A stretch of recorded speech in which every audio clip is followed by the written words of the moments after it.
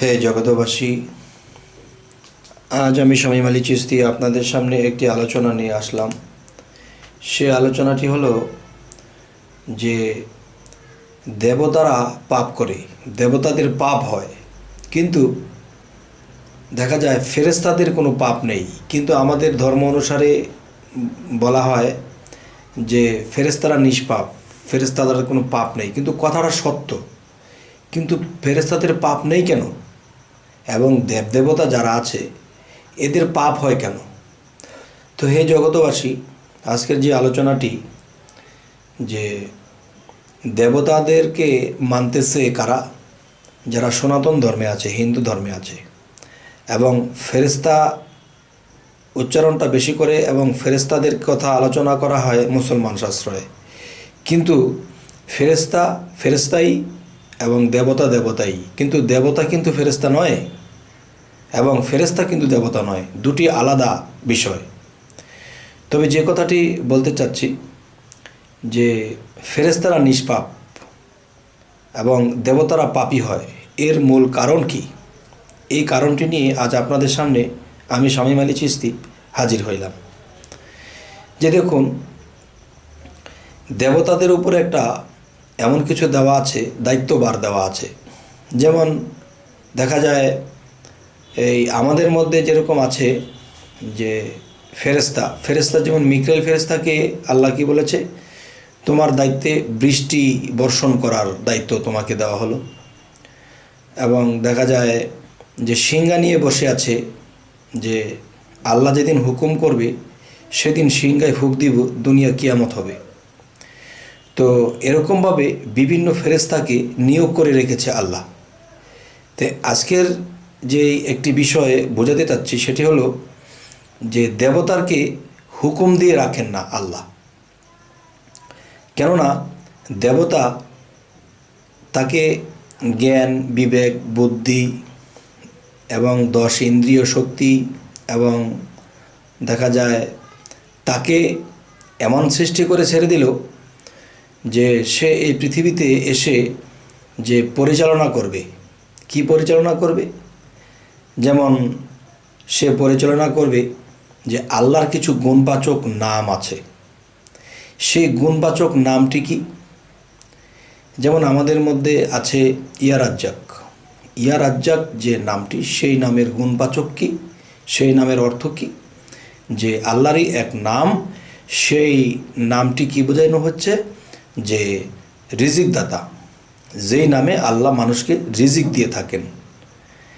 তাহলে দেখা যায় এই নামের গুণ ক্ষমতা কি? এই নামের গুণ ক্ষমতা নিয়ে একজন দেবতাকে পাঠাইলেন।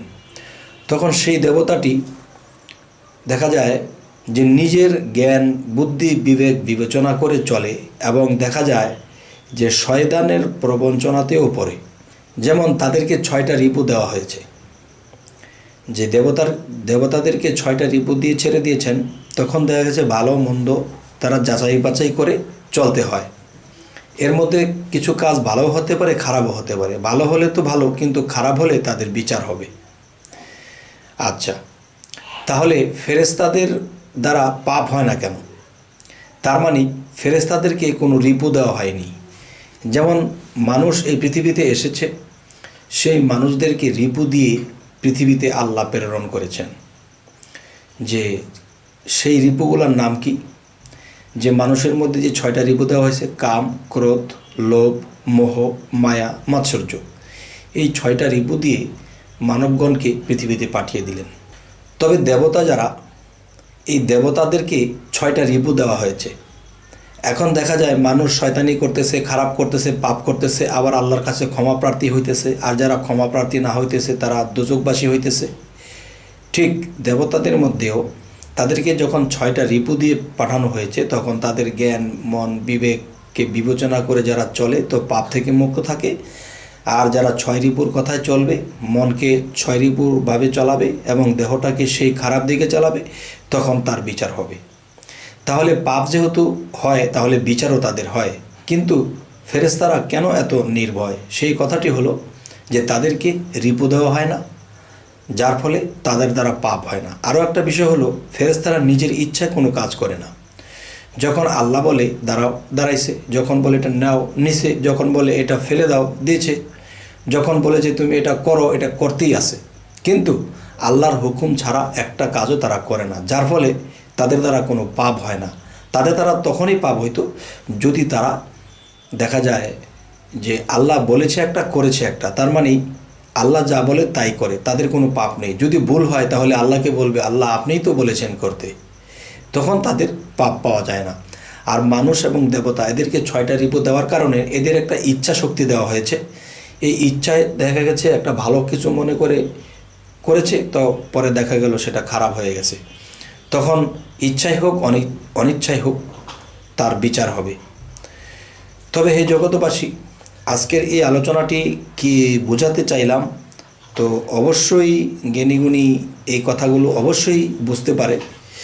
আচ্ছা, তবে এখানে আরও একটি আলোচনা, সেটি হলো যে 6টা রিপুর মধ্যে প্রথম রিপুর নাম হলো কাম, এরপরে ক্রোধ অর্থ রাগ ক্রোধ, এরপরে লোভ মোহমায়া।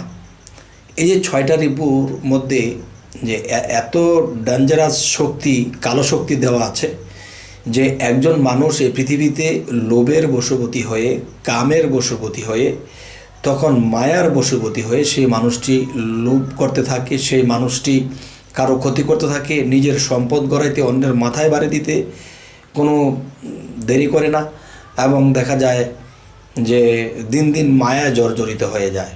আচ্ছা, যারা মায়ায় জর্জরিত হয়ে গেল তাদের বিচার তো অবশ্যই হবে, কিন্তু আরও একটি বিষয় হলো যে এর মধ্যে আল্লাহ তাদেরকে স্বাধীনতা দিয়েছে, কিন্তু ফেরেশতাদেরকে কোনো স্বাধীনতা দেওয়া হয়নি। দেবতাদেরকে স্বাধীনতা দেওয়া হয়েছে। কীরকম? তারা যা কিছু করবে, ভালো হলে তো ভালো, না হলে তাদের বিচার হবে।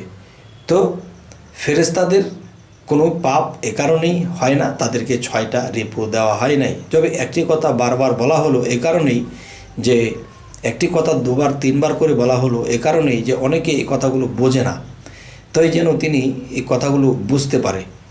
হ্যাঁ, তবে একজন মানুষ এই 6টা রিপু নিয়ে, এই 6টা রিপু নিয়েই তারা আউলিয়া হইতেছে, এই 6টা রিপু নিয়েই তারা খারাপ থেকে বেঁচে থাকতেছে, আল্লাহর বন্ধু পর্যন্ত হয়ে যাইতেছে। কিন্তু 6টা রিপু ওভারটেক করে যে ভালো হলো সে তো আউলিয়া, আর আউলিয়ারা কি? আল্লাহর বন্ধু।